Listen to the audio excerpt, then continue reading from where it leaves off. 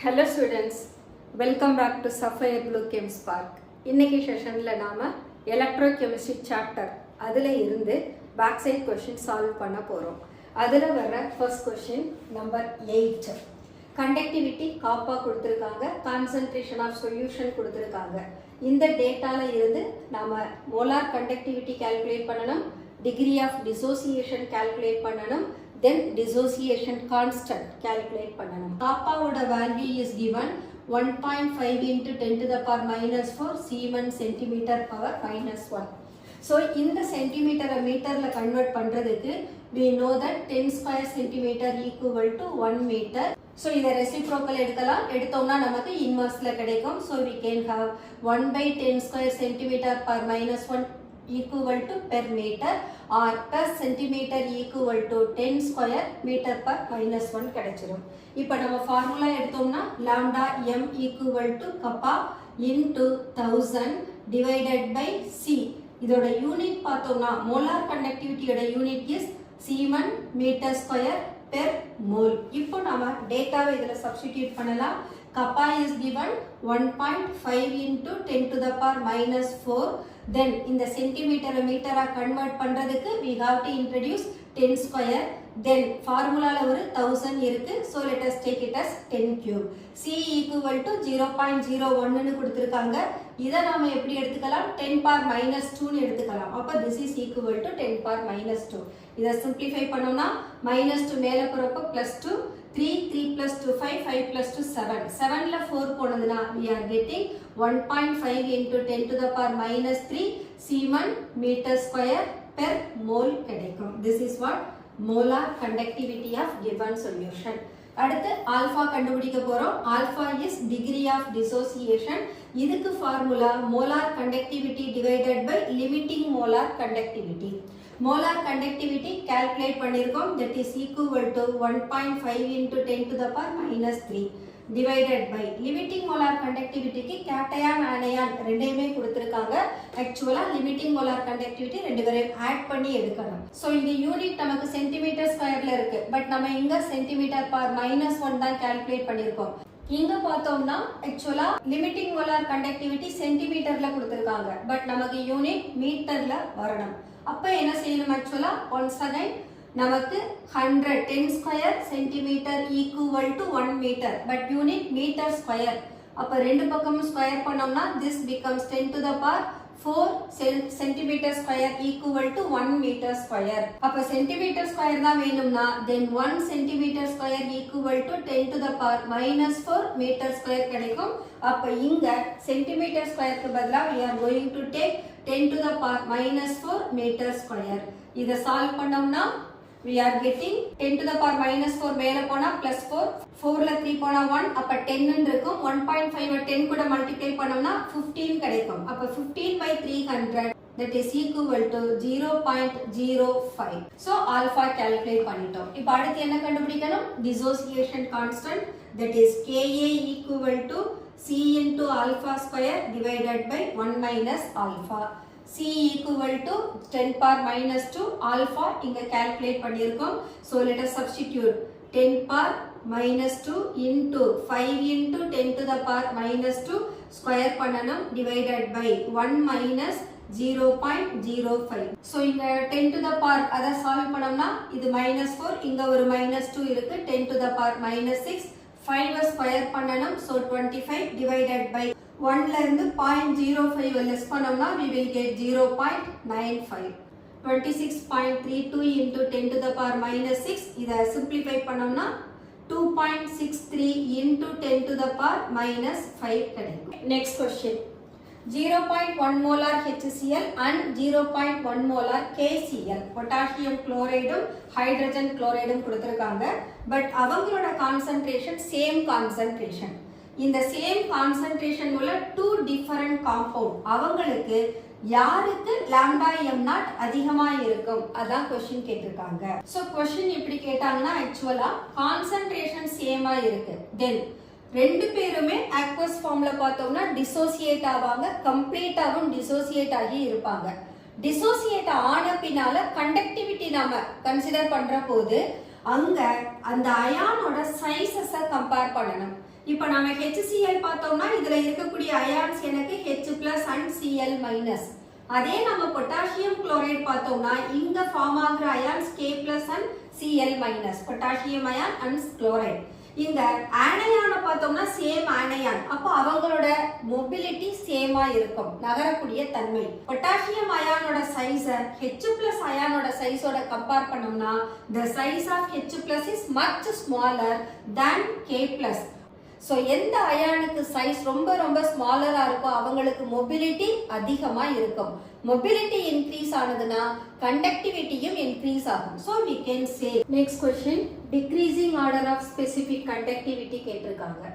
கொடுத்திருக்கிறது same electrolyte potassium chloride, but அவங்களோட concentration பார்த்தோம்னா 0.01 molar, 0.1 molar, 0.005 molar, 0.25 molar and 0.5 molar கொடுத்திருக்காங்க. பட் இங்க ஸ்பெசிபிக் கண்டக்டிவிட்டி ஆக்சுவலா நமக்கு கப்பாவை நம்ம டிஃபைன் பண்ணணும் அப்படின்னா அங்க கான்சன்ட்ரேஷனை பொறுத்து கப்பாவோட வேல்யூ சேஞ்ச் ஆகும்.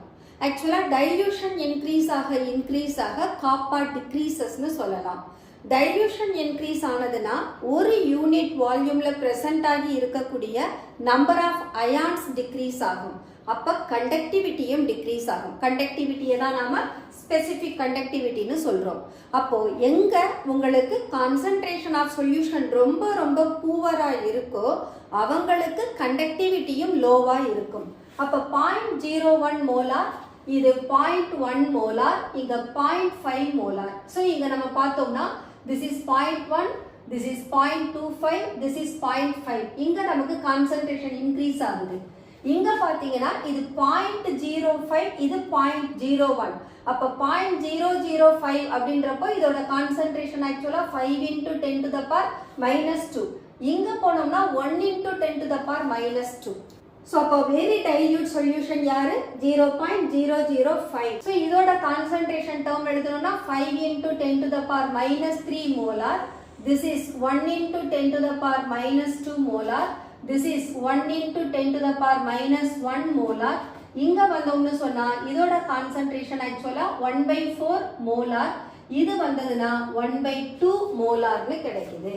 ஸோ இந்த concentration நம்ம compare பண்ற போது we may find that 1/2 molar concentration is the highest concentration. அப்ப இங்க concentration அதிகமா இருந்ததுன்னா அதுல present ஆகி இருக்கக்கூடிய number of ions per unit volume அதிகமா இருக்கும். அப்போ இந்த சொல்யூஷனுக்கு specific conductivityயும் அதிகமா இருக்கும். Decreasing order கேட்டிருக்காங்க. Specific conductivity எந்த electrolyte எந்த concentrationல specific conductivity அதிகமா இருக்கோ அதுல இருந்து smallest க்கு போகணும். So we can write 0.5 molar KCl is greater than 0.25 molar KCl, which is greater than 0.1 molar KCl, which is greater than 0.01 molar KCl, which is greater than 0.005 molar potassium chloride. Next question. Concentration of sodium chloride 0.1 molar கொடுத்திருக்காங்க. When this solution is placed in two different cells, first cell oda cell constant 0.5 and second cell oda cell constant 0.25 அப்படி இருந்ததுன்னா இந்த சொல்யூஷனுக்கு நாம calculate பண்ற specific conductance எப்படி இருக்கும்னு கேக்குறாங்க. Actually specific conductance is nothing but காப்பான்னு தெரியும். So this is equal to actual formula cell constant divided by resistance. இப்போ 1/R அப்படின்றது ஆக்சுவலா நம்ம கண்டக்டன்ஸ்னு எடுத்துக்கலாம். Cell constant 1/R நமக்கு conductance, so we can take it as even conductance. Okay, but இங்க specific conductance நாம செல் கான்ஸ்டன்ட்டோட கம்பேர் பண்ற போது செல் கான்ஸ்டன்ட் இன்க்ரீஸ் ஆனா ஸ்பெசிபிக் கண்டக்டன்ஸும் இன்க்ரீஸ் ஆகும். அப்போ இங்க செல் கான்ஸ்டன்ட் 0.25 இருக்கிற போது 0.1 மோலார் சோடியம் குளோரைடுக்கு கால்குலேட் பண்ற ஸ்பெசிபிக் கண்டக்டன்ஸ் ஸ்மாலரா இருக்கும். அதே நமக்கு செல் கான்ஸ்டன்ட் 0.5 இருந்ததுன்னா தென் இந்த 0.1 மோலார் சோடியம் குளோரைடுக்கு கால்குலேட் பண்ற specific conductance will also be greater. Copper sulphate solution வழியா 50 மினிட்ஸ்க்கு 1.608 ஆம்பியர் கரண்ட்டை பாஸ் பண்ணோம்னா இங்க எலக்ட்ராலைசிஸ் நடக்கும். அப்போ அதுல ஃபார்ம் ஆகக்கூடிய சொல்யூஷனோட காப்பர் 2+ அயானோட கான்சன்ட்ரேஷன் என்னன்னு கேட்டிருக்காங்க. இங்க வால்யூம் ஆஃப் சொல்யூஷன் எவ்வளவு கொடுத்திருக்காங்கன்னா 250 ml கொடுத்திருக்காங்க. Okay, so we have I and T. அப்ப charge passing through the 1 mole of copper sulfate கண்டுபிடிக்கலாம். அதுக்கு முன்னால let us have copper sulfate. It dissociates into copper 2++ SO4 2- ion. இங்க டிரான்ஸ்ஃபர் ஆகக்கூடிய number of electron n equal to 2. அப்போ charge required equal to 2 Faraday. Okay, but இப்போ நமக்கு 250 ml ல எவ்வளவு காப்பர் அயான்ஸ் இருக்குன்றத ஃபர்ஸ்ட் கால்குலேட் பண்ணிரலாம். வால்யூம் ஆஃப் சொல்யூஷன் 250 ml கொடுத்திருக்காங்க. கான்சன்ட்ரேஷன் எவ்வளவு கொடுத்திருக்காங்கன்னா that is given 0.5 molar. Number of moles of copper 2+ ion in 0.5 molar CuSO4 is equal to volume 250 ml. இதை நாம 1000 க்கு கன்வர்ட் பண்ணிக்கணும். So 0.5 molar நான் n தான் கால்குலேட் பண்ண போறேன். So I can take 0.5 into 250 divided by 1000 கிடைக்கும். இதை simplify பண்ணோம்னா we are getting 0.125 moles. Okay, let us find charge required to deposit 0.5 molar copper sulfate equal to I into T. I is 1.608, T is 50 minutes. Seconds க்கு convert பண்ணோம்னா we have to take it as 60 seconds. இதை multiply பண்ணா 1.608 into 3000 4824 coulombs. Coulombs of Faraday க்கு convert பண்ணோம்னா 1 Faraday equal to 96,500. Therefore for 4824 0.5 Faraday. Okay. So இந்த ரிலேஷன்ல பார்த்தோம்னா actually ஒரு mole copper அயானை deposit பண்றதுக்கு it requires 2 Faraday. 2 Faraday அப்படினா we can take it as this is 2 into 96,500 coulombs. அப்படினா இந்த 0.05 Faraday எவ்வளவு காப்பரை டெபாசிட் பண்ணும்னு கேட்கணும். So we can write ஒரு மோல் காப்பர் 2+ அயானுக்கு இது 2 Faraday require பண்ணதுனா then therefore for 0.05 Faraday 0.025 moles. So first என்ன calculate பண்ணிருக்கோம் 0.5 molar concentration of copper sulfate ல 0.125 moles இருக்கு.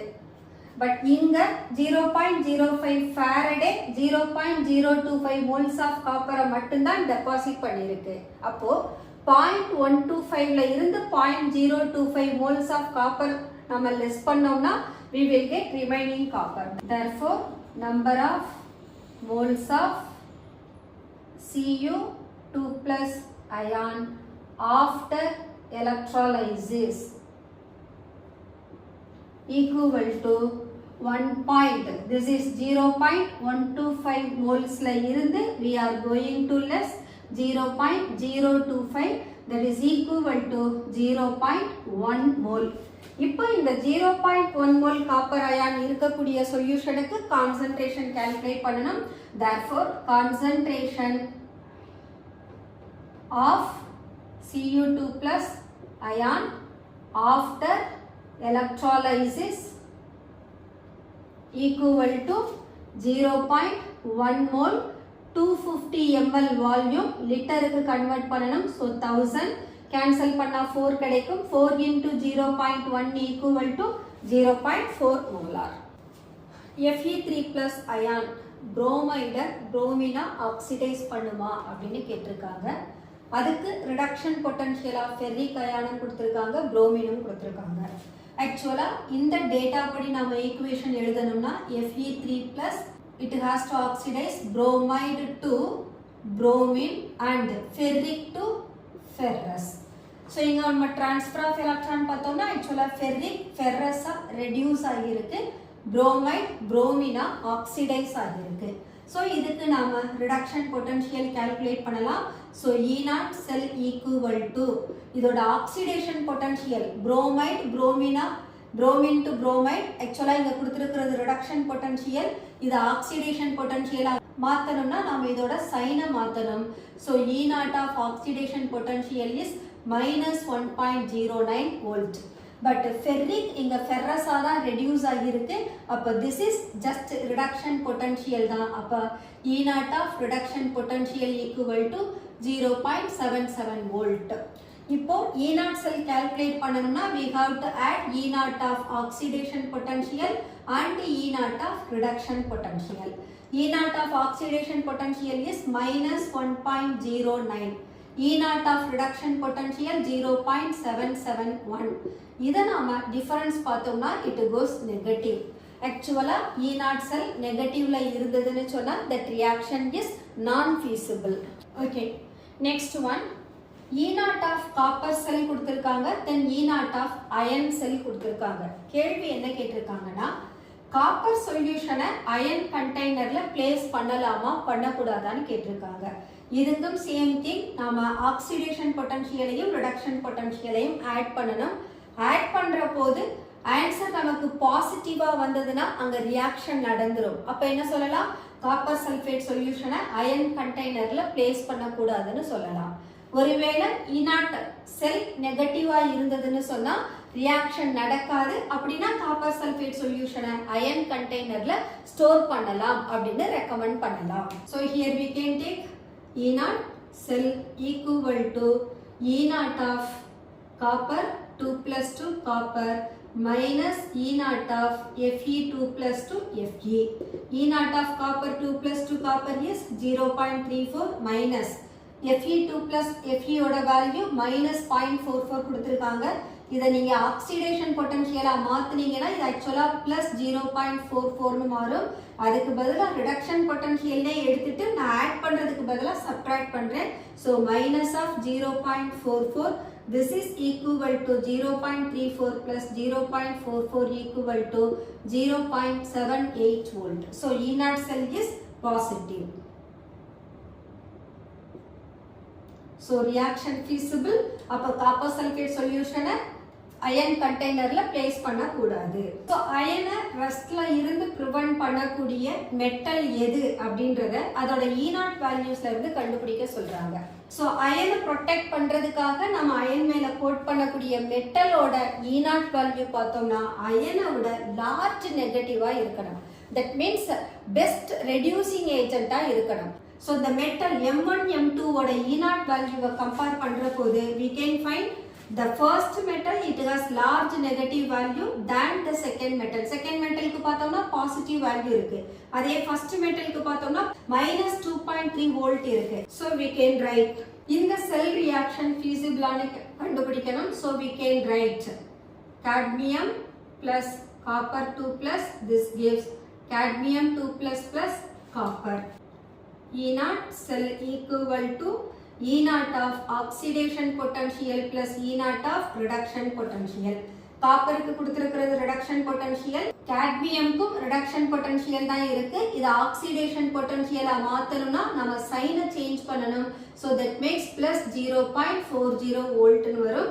so E0 of oxidation potential equal to 0.40 and E0 of copper is 0.34. this is equal to 0.74 volt. அப்போ E0 cell is positive. so the reaction is feasible. equation எழுதியிருக்கோம். ஆக்சுவலா half செல் reaction கேட்டாங்கன்னா cadmium to cadmium 2 plus loss of 2 electron, copper 2 plus 2 copper gain of 2 electron. அப்போ இந்த ரியாக்ஷன்ல transfer ஆகிற electron நமக்கு 2 எலக்ட்ரானா இருக்கும். Okay, next question. Volume of hydrogen கொடுத்திருக்காங்க 44.8 லிட்டர். இந்த ஹைட்ரஜன் 10 மினிட்ஸ்ல இது ப்ரொடியூஸ் பண்ணக்கூடிய எலக்ட்ரிசிட்டியை யூஸ் பண்ணி காப்பர் சல்ஃபேட் சொல்யூஷனை எலக்ட்ரோலைசிஸ் பண்ணோம்னா எவ்வளோ அமௌண்ட் ஆஃப் காப்பர் டெபாசிட் ஆகும், இதுதான் அவங்க கேட்டிருக்கிற question. So let us write equation +OH - H2O plus electron. Actually equation நம்ம balance பண்ணனும். அப்ப 2 times எடுத்துக்கிறோம். Oxygen 2 வருது. So OH minus 2 times. அப்ப 2 electron. இங்க எனக்கு 2 electron கிடைக்கும். So this is 1 mole hydrogen. It gives 2 moles electron. அப்ப 1 mole hydrogen occupy பண்ற volume 22.4 liter. But எவ்வளவு volume of hydrogen கொடுத்திருக்காங்க? 44.8. அப்ப 44.8 னா actually இங்க number of mole நமக்கு twice the time மாறும். அப்ப hydrogen 2 ஆல multiply பண்ணனும். So that makes 2 mole. அப்ப இது 44.8 liter. இது 2 mole இருந்ததுனா எல்லாருமே டபுள் ஆவாங்க. அப்ப இங்க 4 moles of water வரும். இங்க electron நமக்கு 4 mole கிடைக்கும். So here we can have 4 moles of electron obtained from 44.8 liter of hydrogen எடுத்துக்கலாம். So we know that charge Q equal to I into T. நமக்கு I தான் வேணும். So I equal to Q by T. Q calculate பண்ணனும்னா we should find எவ்வளவு electron produce ஆகுது 4 electron. So we can find charge equal to 4 Faraday. So we can have 4 Faraday divided by 10 minutes கொடுத்திருக்காங்க. So 10 minutes. Or we can write I equal to 4 into 96,500 divided by 10 into 60 seconds. So current produced by this reaction is 643.33 ampere. இப்போ இந்த எல்லா கரண்ட்டையும் நாம copper sulphate solution வழியா pass பண்ணோம்னா எவ்வளவு mass of copper liberate ஆகும்னு கேட்டிருக்காங்க. So let us write 2 plus it receives 2 electron changes to copper. So இங்க number of electron required 2. Therefore charge for this reaction equal to 2 Faraday. So we can write to deposit 1 mole of, that is 63.5 gram of copper. It requires 2 into 96,500 coulomb. But இந்த ரியாக்ஷன்ல நமக்கு produce ஆக இருக்கக்கூடிய charge எவ்வளவுனா 4 Faraday. ஆனா காப்பருக்கு தேவைப்படுறது just 2 Faraday. But 2 Faraday charge நமக்கு 63.5 gram காப்பரை deposit பண்ணதுனா 4 Faraday charge double the amount of copper ion deposit பண்ணும். So we can write. So 2 Faraday current 63.5 gram copper கொடுத்ததுனா 4 Faraday will give 127 gram of copper. We have two substances. One is nickel salt, the other one is chromium salt.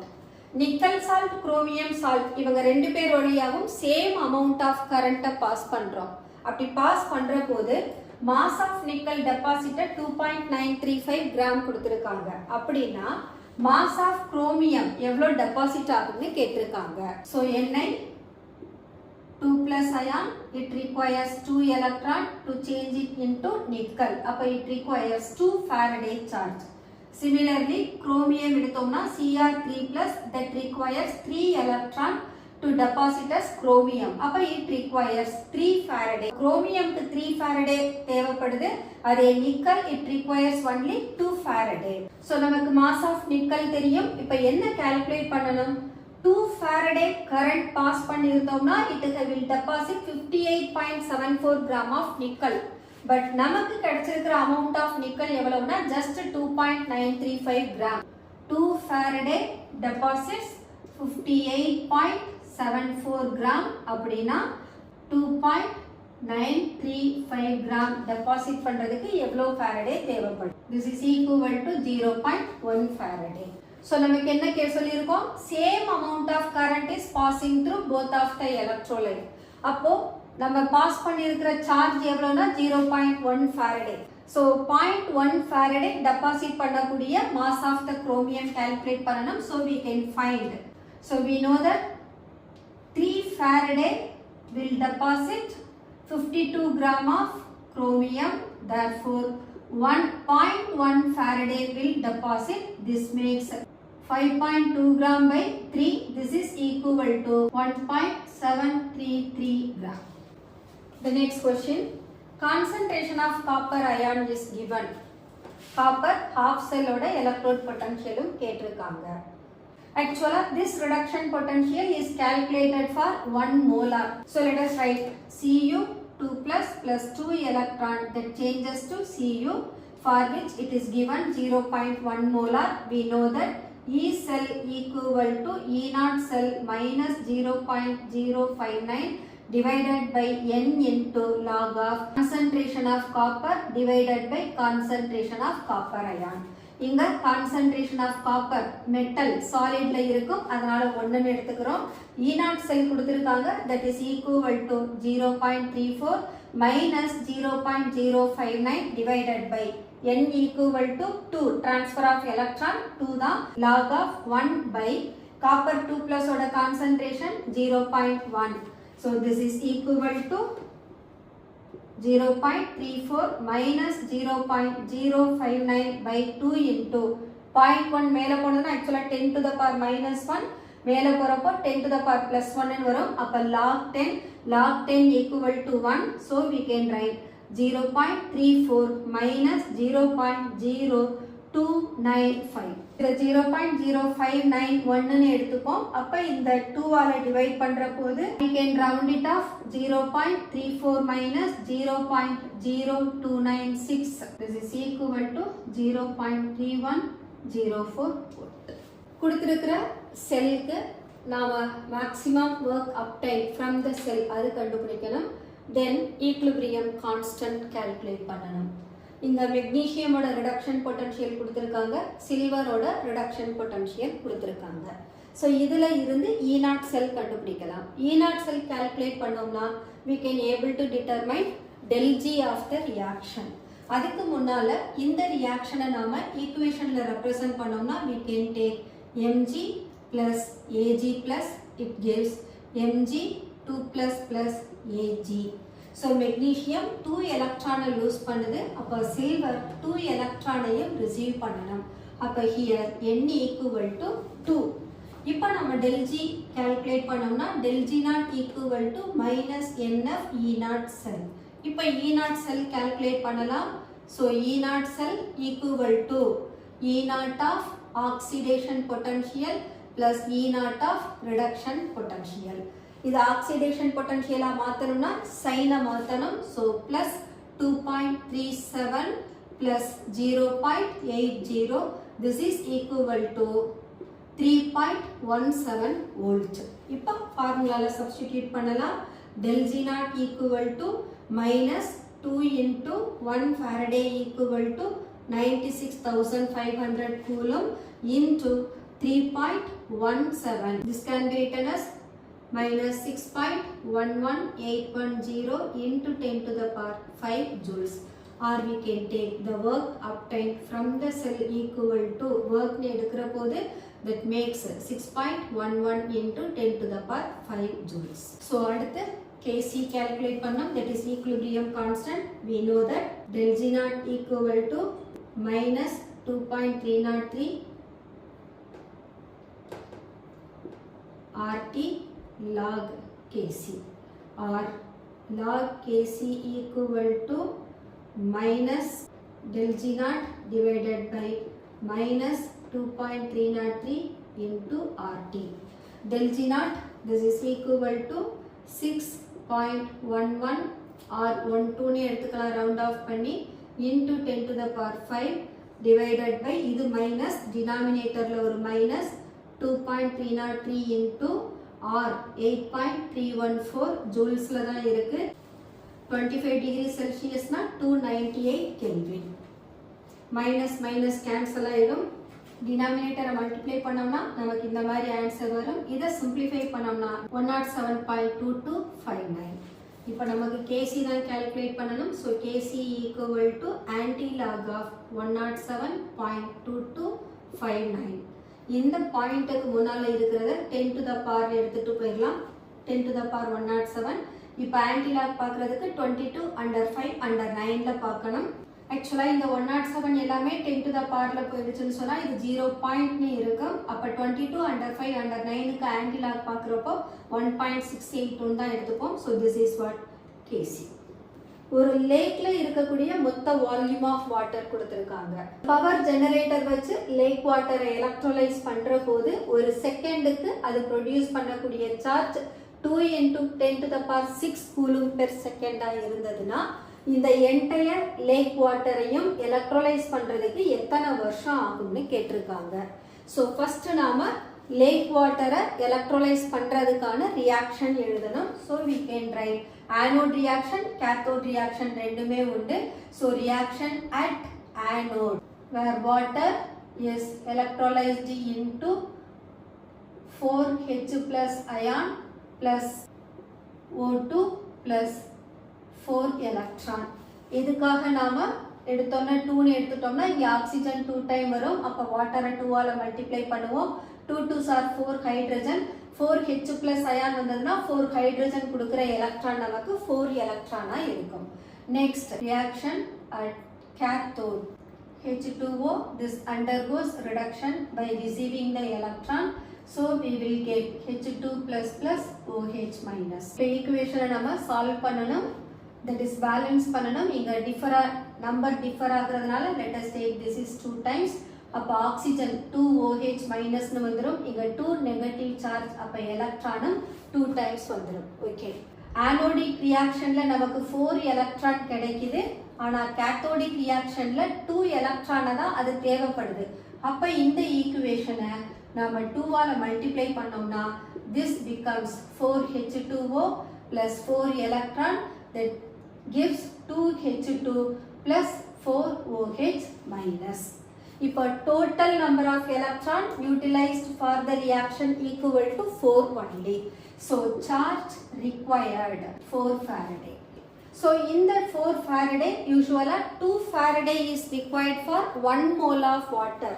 4 Faraday போது it is required for the electrolysis of 2 moles of water. அப்ப நாம என்ன எழுதலாம்? 8.2 × 10⁻12 liter equal to 4 Faradayக்கு நமக்கு 36 gram of water.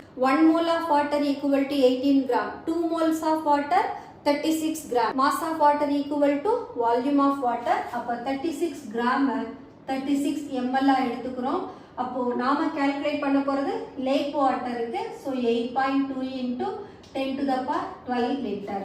நமக்கு இங்க denominator ml இருக்கு. அப்ப இத கன்வெர்ட் லிட்டர்ல கன்வெர்ட் பண்ணணும். So we can have 4 Faraday divided by 36 into 8.2 × 10⁻12 into 1000. This is equal to 10 cube எடுத்தோம்னா 10⁻12 plus 3 15 கிடைச்சிரும் divided by 36. This is equal to இந்த 9.2 நாம 9 கன்சிடர் பண்ணலாம். கன்சிடர் பண்ணோம்னா கால்குலேஷனுக்கு கொஞ்சம் கம்ஃபர்டபிளா இருக்கும். ஏன்னா 9 4s are 36, இதுவும் 36, எல்லாமே நமக்கு கேன்சல் ஆயிடும். So we are getting 96,500 × 10⁻15 coulombs. We are getting 2 × 10⁻6 coulombs per second. Given that 2 × 10⁻ coulomb is obtained per second. Therefore, number of years taken is equal to 96,500 × 10⁻5 coulomb. This is per second. So denominator la varra pode we have to take 2 × 10⁻6 per second. So இது actually coulombs. இங்க நமக்கு 2 × 10⁻6 coulomb per second இருக்கு. So coulomb cancel ஆயிடும். So 96,500 2 ஆல divide பண்ணனா we are getting this. நம்ம seconds year ல convert பண்ணனும். So 10⁻9 seconds. So 1 year 365 days. 1 day க்கு 24 hours. 1 hour க்கு 60 minutes. 1 minute க்கு 60 seconds. So இதை சால்வ் பண்ணோம்னா we are getting 1.5299 × 10⁻6 years. Ionic conductivity of aluminium 3+ ion and sulfate ions at infinite dilution கொடுத்திருக்காங்க. இந்த டேட்டால இருந்து நாம molar conductanceம் equivalent conductanceம் calculate பண்ணனும்.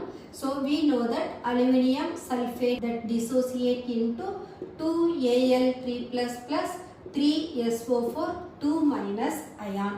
இப்போ நாம molar conductance of aluminium sulfate calculate பண்ண போறோம். So 2 × ionic conductance of Al 3 plus ion plus 3 into ionic conductance of sulfate ion. Okay, இப்போ 2 into aluminum 3 plus is 189 plus 3 into for sulfate it is 360.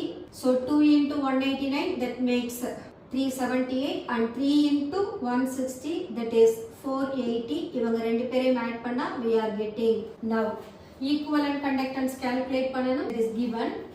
இந்த conductance actually அதனுடைய valencyயால divide பண்ணனும். The ionic conductance அயானோட சார்ஜால divide பண்ணனும். So we will take 189 divided by charge of the ion is 3 plus sulfate ionic 160 divided by sulfate oda charge is 2. So this is equal to 63 plus 80 that is equal to 143. Okay students, let us close our today's session and bye bye.